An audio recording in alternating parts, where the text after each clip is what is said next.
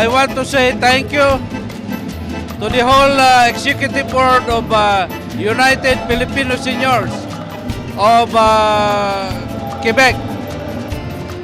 And this event is mostly selected by a popularity contest to get the first number one who got the most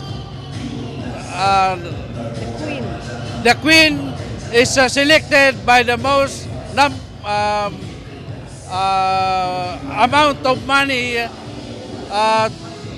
collected or donated by other supporters. Seniors. Matanong ko nga sa iyo, ang ganda-ganda mo ngayong gabi na ito. Patahi mo ba yan sa Pilipinas yung damit mo? Hindi po, dito lang po yun. Dito na lang. Opo.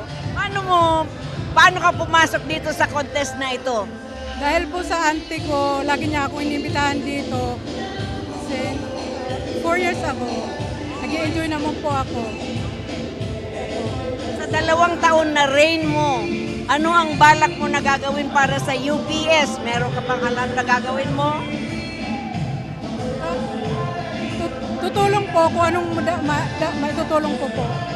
Kung anong project nila, tutulong. Tutulong po ako. This is Feli Rosales Carino, MMTV Global.